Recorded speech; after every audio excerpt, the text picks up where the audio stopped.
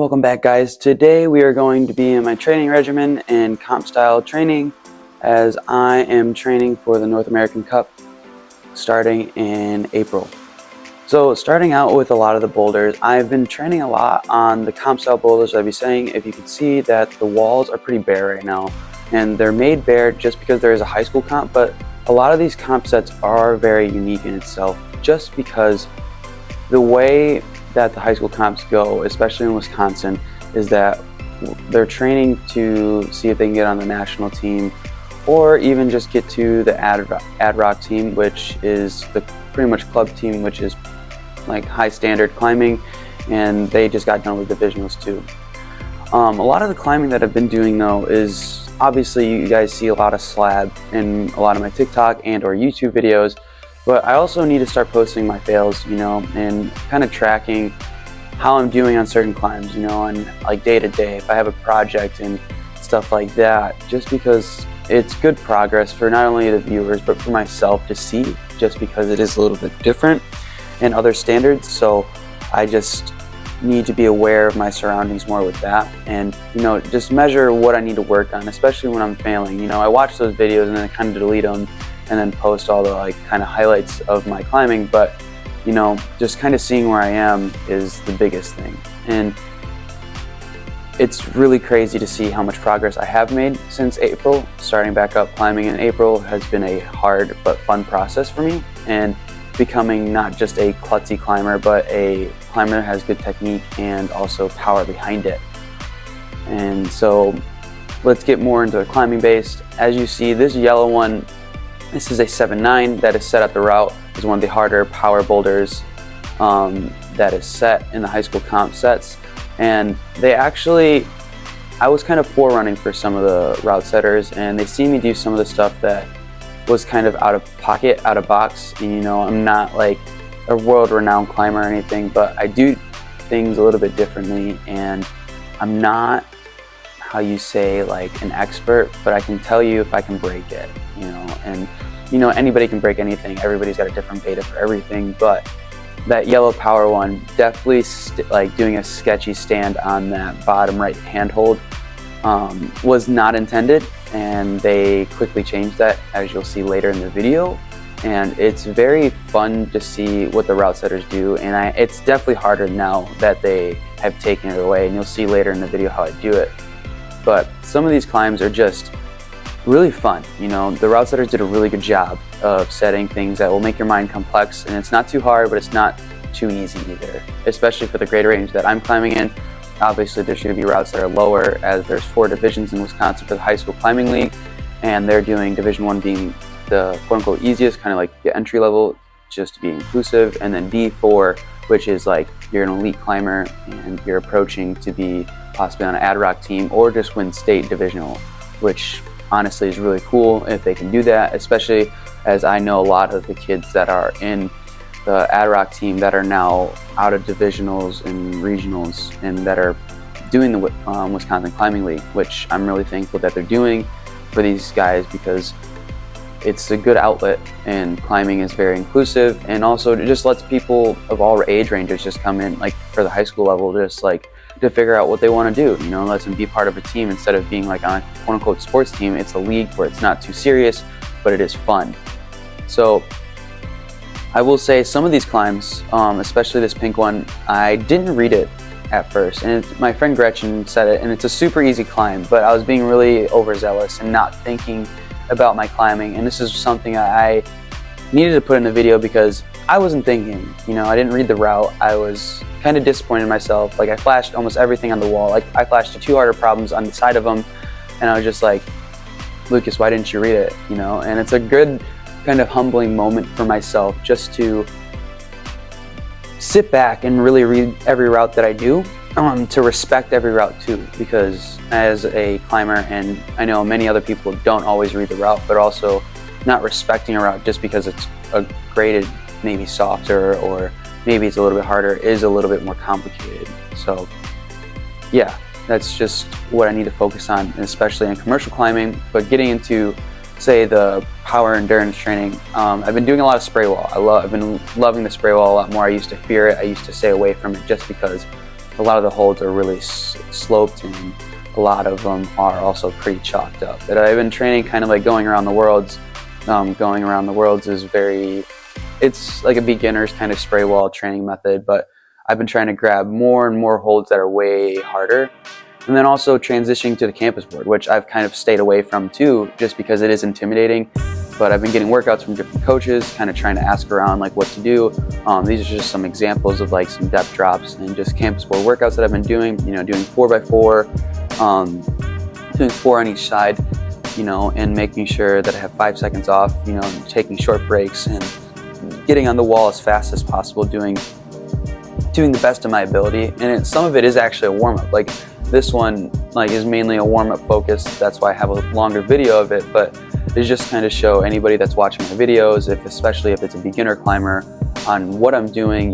Maybe they want to take something and make it for themselves and stuff like that. And obviously I'm on the jugs, which is fine, because it's just working on how I get my coordination and, I'm not injuring my fingers. And when I get good enough, I'll be doing other things on the board. So that's what I'm working towards. So these ones that I'm doing now, I'm just kind of doing maximum reach on both sides, and it's doing 3 sets of it. I'm getting as far as possible with both my hands, kind of trying to explode up and lock off hard at the same time. And, going till failure is a big thing, and controlling yourself through it. You're going to feel pretty tired, and this warm-ups, like all my warm-ups with a spray and campus board, whether it's maybe like just a warm-up or anything, it's to get a flash pump and get your blood flowing and make sure that you're ready, and like all the tendons and stuff are warmed up and ready to go.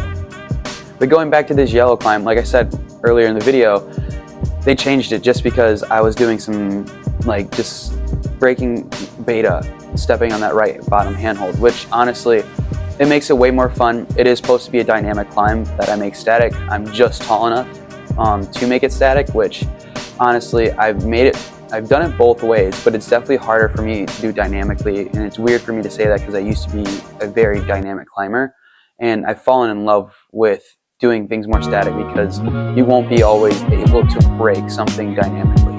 So going back into this climb, this is Gretchen's climb. Gretchen is a route setter at Adventure Rock, and she's one of my great friends. I posted a TikTok about it, and she set some pretty awesome climbs, especially for the lower divisions. She made a lot of the last moves or middle moves hard, and this movement on this kind of V1-3 with the knee bar is definitely spooky, especially if you're not accustomed to doing knee bars and kind of like reaching around the corner.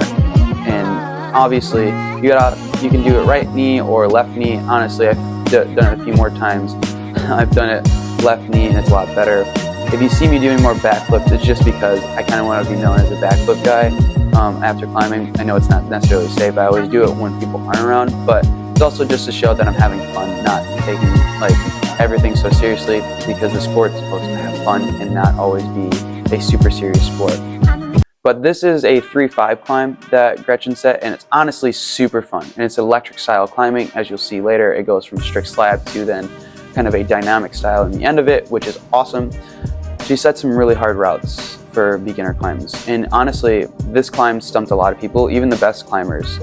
It's very trusting, and it's very you gotta keep correct body tension, you gotta get the right foot sequence. If you don't, you're gonna be pretty much screwed, And she made it a really fun route, and I was super stoked that she set this. And I know I've been kind of futzing around with some of these climbs, but I loved what the route setters did. And moving on, this is a V57. Honestly, I thought this was going to be a 3-5. My gym does wide ranges, not specific grades. But going through it, I was kind of surprised. I knew it was a hard climb, but I didn't know it was that hard. It took me 3 tries.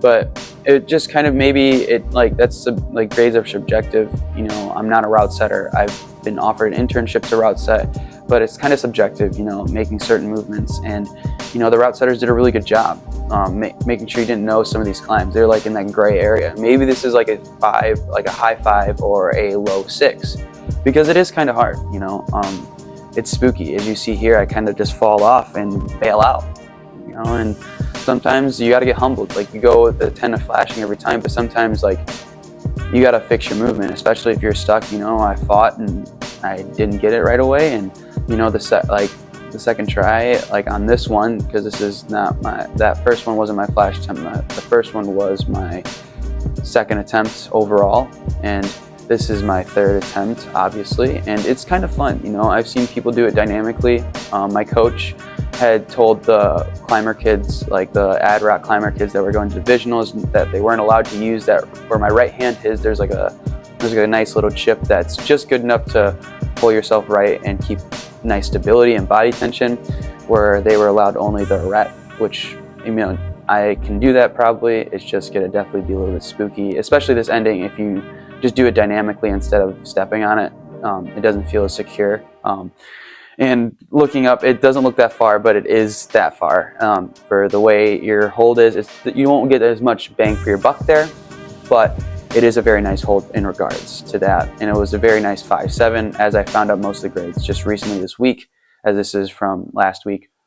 But this is the post-workout after the kind of short climb. You know, it was a kind of high pressure situations. You know, you got to flash it or trash it, you know. A lot of this workout is mainly going to be kind of like an RPE, or a rated perceived exertion, of like a 6 to 7. It's not going to be too hard, but it has really moderate weight that's going to push you. And I'm doing a lot of climbing related exercises that are basic fundamental movements for exercises, you know, and also that incorporate some climbing aspects to it, like weighted pull-ups. You know, I can just do regular pull-ups and stuff like that, but you know, just kind of making sure that all the muscles, like little minute muscles and all the major muscles, are being built over time. You know, even like doing something that's like a small thing like calf raises, you know, it's a major muscle, but it is also a minor muscle, like in the overall leg. Like the bigger muscles like hamstrings and the quads are bigger than the calf, but the calf is really good for slab, and I love slab, so why not really precise my game in, but making sure that I do like 3 to 4 sets on everything. I think in this day I do 3 sets of everything, and I make sure that I'm doing some weight that's going to push me, you know, and adapt the weight to where I do. I'm trying to be explosive, trying to make the barbell ring a little bit at the end, or like shake. You can hear like it kind of clinking, and the dumbbells kind of like, you can feel it going, exploding hard. Making sure I do all these workouts. If they look kind of funky, especially the core ones, it's just because I'm trying to keep tension a lot and making sure that I am doing things that hit my obliques, hit the frontal core, hit the lower core, hit the upper core, you know, just all the like aspects of core, and making sure that I'm doing them with weight and making sure that they're resisted, because body weight can only get you so far, and also adding like tools and stuff will help you just find your body tension better within your core, and it will also make sure that you are feeling in tune with your body. Especially this is for my lower back, because the lower back supports the core as well. I call these pikes. People might call them seals, whatever you call them. And these are also oblique raises. I use the pikes, the oblique raises, and the Copenhagens that will be shown next. Like after I show just the frontal views, just how your body's supposed to look. And it's just because I use them because it's really good for like the whole core and your lower back, just to get your mobility, and also being able to crunch your obliques and your back in certain ways, in certain climbs, is really good. And I've really enjoyed a lot of this, and I thank you guys for watching. I hope you guys enjoyed.